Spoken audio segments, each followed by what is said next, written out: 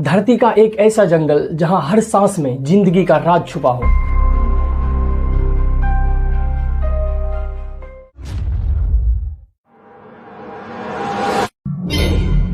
जहां की पैर आसमान को छूता हो और जहां की नदियां रहस्य की कहानी बताती हो।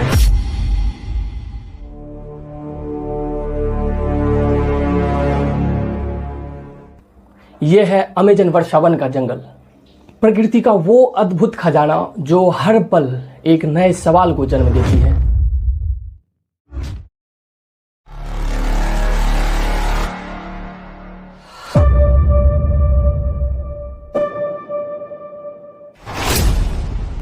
नमस्कार दोस्तों, तो आज हम लोग बात करने वाले हैं अमेजन रेन फॉरेस्ट के रहस्य और इसकी अद्वितीय अद्भुत नज़ारे के बारे में।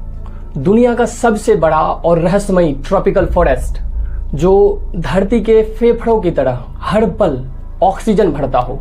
यहाँ की हर बूंद, हर हवा और हर ध्वनि में कोई ना कोई अनसुलझा राज दवा है। क्या आप कल्पना कर सकते हैं, यहाँ इतने सारे पेड़ हैं कि अगर हर एक पत्ता को एक किताब का पन्ना मान ले तो पृथ्वी पर रहने वाले इंसान अपनी जिंदगी में ना जाने हजारों ग्रंथ पढ़ सकते हैं। यहाँ की मिट्टी से लेकर आसमान तक जीवन का एक जटिल जाल बना हुआ है।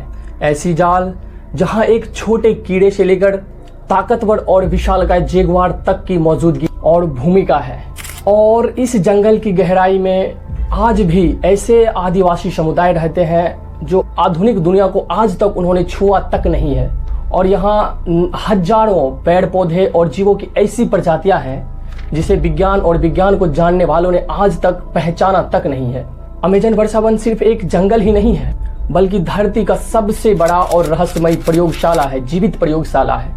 तो चलिए आज इस जीवित प्रयोगशाला के बारे में जानने का प्रयास करते हैं, इसके अनसुलझे कहानियों को सुलझाने की कोशिश करते हैं, इसकी जैव विविधताओं को जानने का कोशिश करते हैं, यहाँ रहने वाले जीव जंतुओं की चर्चा करते हैं और यहाँ पाए जाने वाले पेड़ पौधे, फल, इन सारे चीजों की चर्चा करते हैं। तो सबसे पहले हम बात करेंगे इस अद्भुत और अद्वितीय जंगल के स्थिति और विस्तार के बारे में। अगर इसकी लोकेशन की बात करें तो यह दक्षिणी अमेरिका के कुल 9 देशों में फैला हुआ है, जिसमें ब्राजील में इसकी उपस्थिति 60% है। इसके अलावा Peru, Colombia, Bolivia, Ecuador, Venezuela, Guyana, French Guiana, Suriname, इन सारे देशों में भी ये जंगल फैली हुई है। यह रहस्यमयी और विशालकाय जंगल लगभग 55 लाख किलोमीटर स्क्वायर क्षेत्र में फैली हुई है। इस जंगल को धरती का फेफड़ा, पृथ्वी का फेफड़ा भी कहा जाता है, क्योंकि यह जंगल वैश्विक ऑक्सीजन उत्पादन का लगभग 20% इस जंगल से प्रोड्यूस की जाती है। ऑक्सीजन मतलब जो सांस हम लोग लेते हैं उसका 20% ऑक्सीजन इसी जंगल से प्राप्त होती है।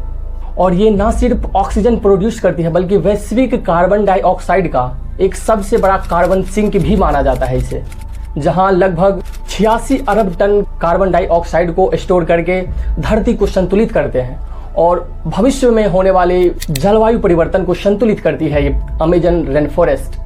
लेकिन अगर ये जंगल खत्म हुआ तो समझिए कि एक कार्बन स्पंज कार्बन बम की तरफ फट जाएगा और हमारे जलवायु को अनियंत्रित कर देगी। और अगर हम यहाँ के रहने वाले जीव जंतु, पेड़ पौधे अर्थात यहाँ की जैव विविधताओं की बात करें तो अमेजन के जंगल के जैव विविधताओं को दुनिया का सबसे बड़ा बायोडायवर्सिटी माना जाता है। यहाँ रहने वाले हर एक जीव सुपरलेटिव है।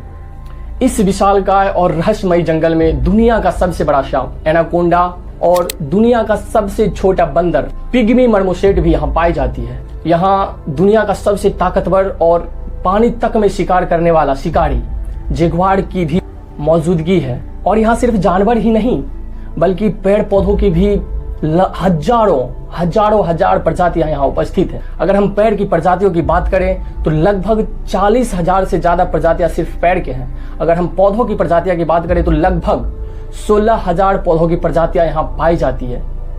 और यहाँ पाए जाने वाले फल की अगर हम चर्चा करें तो लगभग 3,000 से ज्यादा किस्म की फलें यहाँ पाई जाती है।